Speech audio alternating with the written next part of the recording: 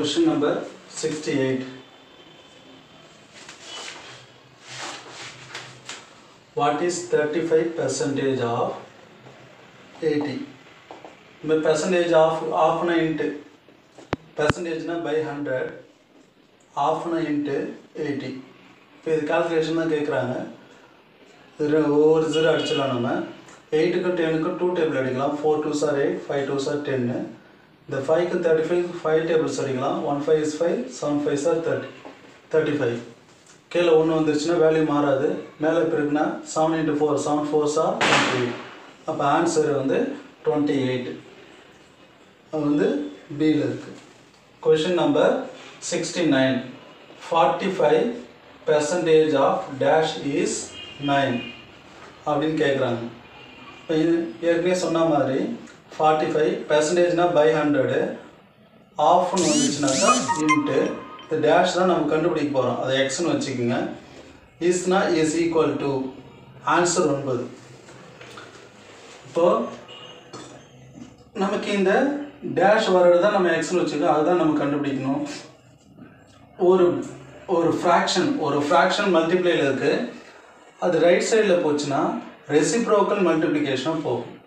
ஒரு பின்னம் பெருக்கல்ல இருக்கிற ஒரு பின்னம் சமக்குறியை தாண்டி போச்சுன்னா தலைகீழாக போகும். 100/45. 9வது பாடு ஓர் 9 9 9 45. அடுத்து இது ஓரஞ்சு 5 ஈரஞ்சு 10 கூட ஒரு 0 20. அப்போ ஆன்சர் வந்து 20. அப்போ 20ல் வந்து 45% வந்து 9ன்னு மீனிங் வரும். அப்போ அந்த டேஷ் வர இடத்துல ஆன்சர் வந்து என்னது 20. நீங்கள் செக் பண்ணி பார்த்துக்கலாம்.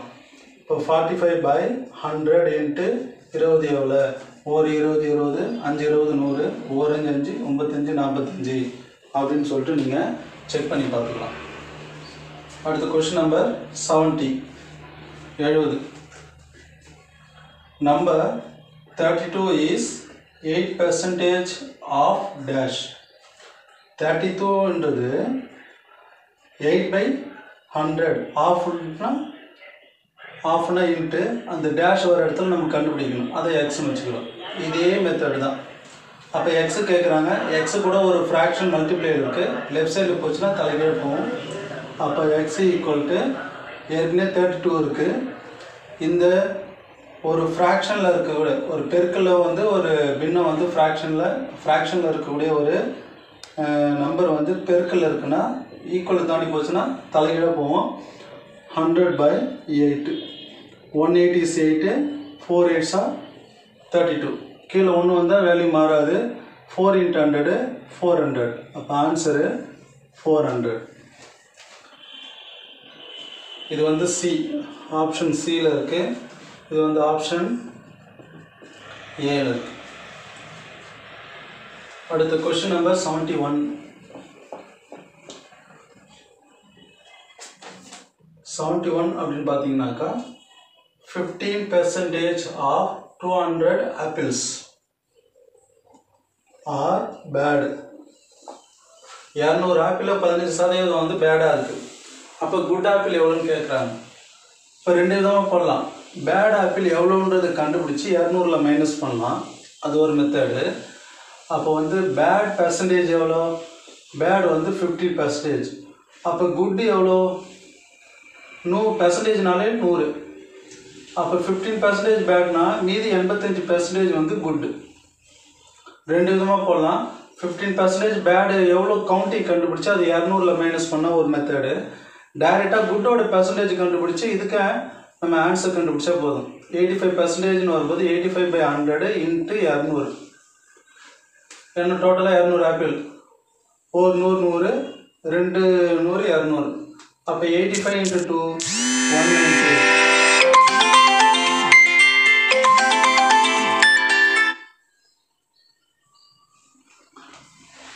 அப்போ ஆன்சர் வந்து 190 ஆப்பிள்ஸ். 190 ஆப்பிள்ஸ்ன்றது பி ஆப்ஷன். Question number 72.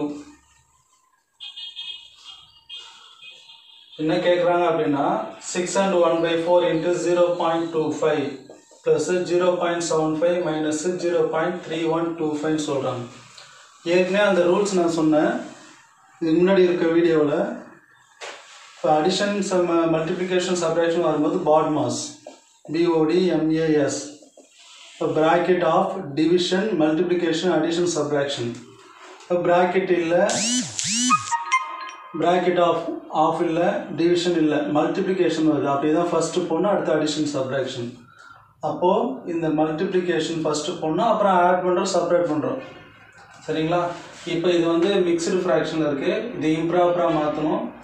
சைடில் பெருக்கிட்டு மேலே கூட்டணும். 6 நாங்க 24, 24 ஒன்றும் 25, இந்த கீழே 4 அப்படியே போடணும். 0.25 0.25ன்றது ஃப்ராக்ஷனில் பார்த்தோம்னாக்கா 0.25னா 1/4, 0.5னாக்கா அரை, 0.75னா முக்கால், இப்படி மாற்றிக்கலாம் நம்ம. இப்போ பார்த்தீங்கன்னா 0.25ன்னு இருக்குது. அப்போ 1/4. எதுவும் ஸ்ட்ரைக் அவுட் பண்ண முடியல.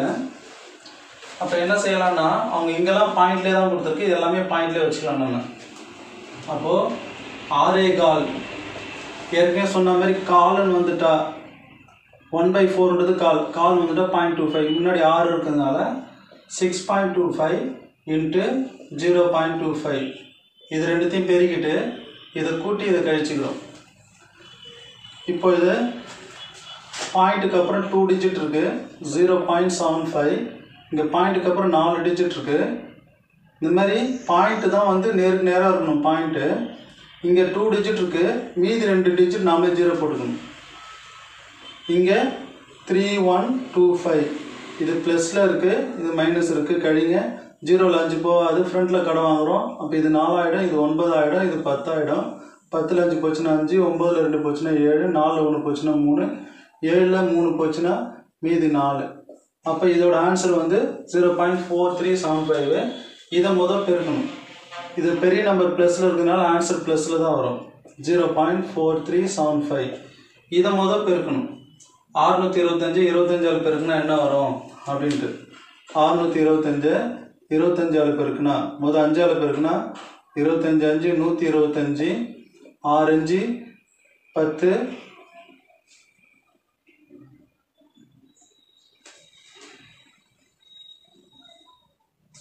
6 5 30, 31 வந்துடும். அடுத்து 2ஆல் பெருக்குனா 625 2ஆல் பெருக்குனா 1250 வந்துடும். 15625. இங்கே பாயிண்ட்டுக்கு அப்புறம் 2 டிஜிட் இருக்குது, இங்கேயும் 2 டிஜிட் இருக்குது. அப்போ ஆன்சரில் பாயிண்ட்டுக்கு அப்புறம் 4 டிஜிட் வரணும். அப்போ 1.5625 ப்ளஸ் 0.4375. இங்கே பாயிண்ட்டுக்கு அப்புறம் 4 டிஜிட், இங்கே 5 டிஜிட் இருக்குது, இங்கேயும் 4 டிஜிட் தான் இருக்குது. அப்போ நேராக இருக்குது, அப்படியே கூட்டிக்க வேண்டியதான். 1.5625, இங்கே 0.4375, 4375. 25 75 கூட்டினா 100, மேலே மீதி 1, 6 1 7, 7 3 10, பேலன்ஸ் 1, இங்கே மீதி 1. அப்போ ஆன்சர் 2.000ன்னு வருது. பாயிண்ட்டுக்கு அப்புறம் ஒரு 0க்குலாம் வேல்யூ இல்லை. அப்போ ஆன்சர் 2.00. ஆன்சர்லேயும் 00ன்னு இருக்குது தான். அப்போ ஆன்சர் வந்து ஆப்ஷன் ஏ.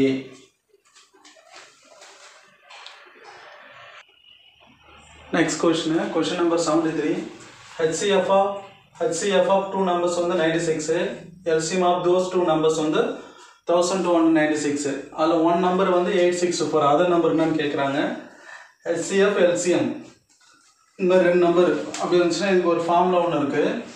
என்னன்னாக்கா HCF இன்ட்டு LCM. ஒரு 2 நம்பரோட HCFும் LCM மல்டிப்ளை பண்ணால் என்ன ஆன்சர்னா அந்த 2 நம்பரையும் பெருக்கின ஆன்சர் வரும். Product of two numbers. Product of two numbers. Product னா பெருக்கல்.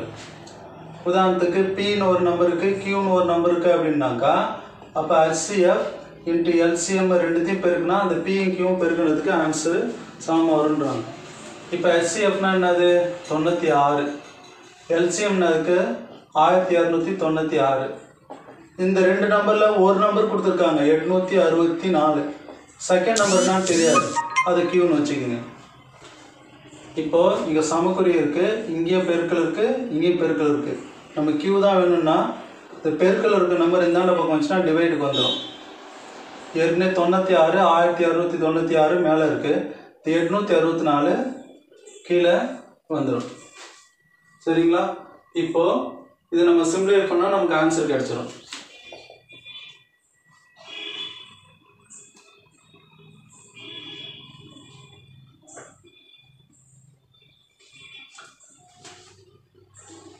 தொண்ணூற்றி 1696 864. ஏன்னா இங்கே இடம் பத்தாது. இப்போ கேல்குலேஷன் வரும்போது கொஞ்சம் வேகமாக நம்ம போடுற மாதிரி இருக்கும். 2 டேபிளில் போட்டோம் அப்படின்னாக்கா 4 3 2, இதை 2 டேபிளில் போடுறோம் அப்படின்னாக்கா 6, இது 4 2 8, மீதி 1 8. மறுபடியும் 2 டேபிளில் போடணுன்னா 216, இதை 2 டேபிளில் போடணுன்னா 324. மறுபடியும் இதை 2 டேபிளில் போடுறோன்னா 5 2 20, மிச்சம் 1 108 வந்துடும். இங்கே 16 32. இங்கே 2 டேபிளில் போட்டோம் அப்படின்னா 5 4 வரும். இங்கே 2 டேபிளில் போட்டோம்னாக்கா 81 வரும். இப்போ 81 54 எல்லாம் 3ஆம் வாய்ப்பில் வரும். நம்ம 3ஆம் வாய்ப்பில் போட்டோம் அப்படின்னா 27 3 81, இங்கே 1 3 3, மிச்சம் 2 8 3 24. இது ரெண்டும் 9ஆம் வாய்ப்பில் வரும். 2 18 3 27. இந்த ரெண்டு இங்கே அடிக்கிறோம். 1 2 4 2 8, மிச்சம் 1 8 2 16. அப்போது 48 3 பெருக்குனா என்ன வரும்? 3 24, 4 12 14. அப்போ ஆன்சர் வந்து 144. அதர் நம்பர்னு சொல்லும் போது ஆன்சர் 144. Option D. இதுதான் ஃபார்முலா, வேறு ஒன்றும் கிடையாது. இப்போ இதில் வேறு மாதிரி என்ன கேட்கலாம் அப்படின்னாக்கா, ஹெச்சிஎஃப் கொடுத்துட்டு 2 நம்பர் கொடுத்துட்டு எல்சிஎம் என்னான்னு கேட்பாங்க. அப்போது எல்சிஎம்மை வந்து எல்சிஎம் வச்சுட்டு இங்கே தெரிஞ்ச நம்பரு, இங்கே 2 நம்பர் கொடுத்துருப்பாங்க, இங்கே பெருக்கல் இருக்குது, இங்கே வகுத்தில் போகாமல் இருக்கும். இல்லை எல்சிஎம் கொடுத்துட்டு ஹெச்சிஎஃப் கேட்பாங்க. அப்போ இங்கே ஹெச்சிஎஃப் போட்டு தெரிஞ்ச நம்பர் இங்கே போட்டு இங்கே 2 நம்பர் வரும். இங்கே எது நம்பர் நம்ம கொடுத்துருக்காங்களோ அது வகுத்தில் போகாமல் இருக்கும். இப்போ இந்த கான்செப்ட்னா இந்த மாதிரி தான் கேட்பாங்க.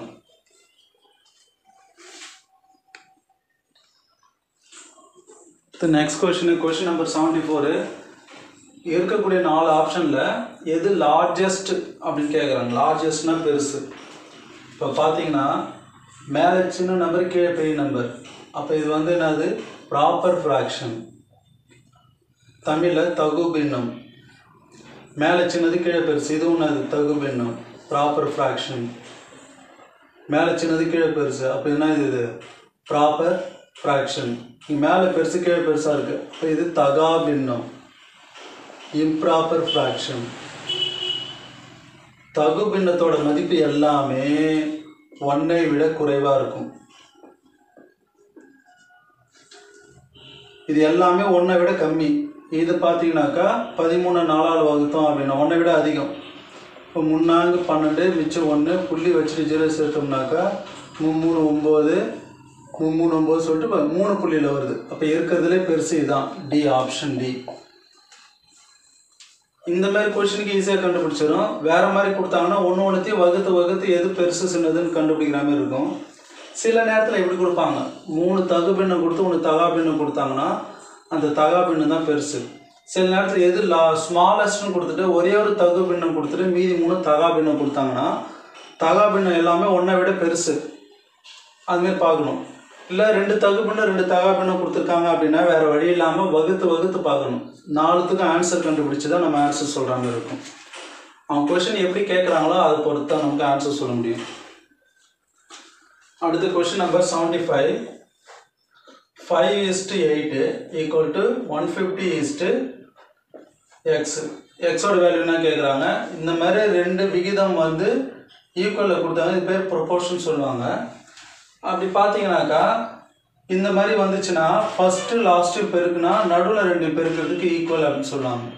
இப்போ product of extremes 5 × x equal to நடுவில் 2 பெருக்குனா ஈக்குவலாக இருக்கும். ஃபஸ்ட்டு லாஸ்ட்டையும் பெருக்குனா அது ஒரு சைடு, நடுவில் 2 பெருக்குனா அது ஒரு சைடு. இப்போ ஏற்கனவே இங்கே போன கணக்கெலாம் போட்ட மாதிரி இங்கே எக்ஸு வந்திருக்கு. அப்போ எக்ஸு கூட 5 பெருக்கில் இருக்குது. அடுத்த ஸ்டெப் பார்த்தீங்கன்னா 80 × 150. இந்த பெருக்கல் 5 வகுத்தல் 5ஆக போயிடும். 1 5 5, 3 5 15, 1 0 வச்ச நம்பரு 3 4 பிறகு 3 24. அப்போ ஆன்சர் வந்து 240. Option D. ஸோ இந்த மாதிரி ரேஷியோ கொடுத்தாங்கன்னா ஃபஸ்ட்டையும் லாஸ்ட்டையும் பெருக்குனா ஒரு சைடு, செகண்டையும் தேர்டையும் பெருக்குனா அது ஒரு சைடு, ரெண்டும் சமமாக இருக்கும். Product of extreme is equal to product of மீன்ஸ்னு சொல்லுவாங்க. இதை வச்சு நம்ம கணக்கு போட வேண்டியது தான்.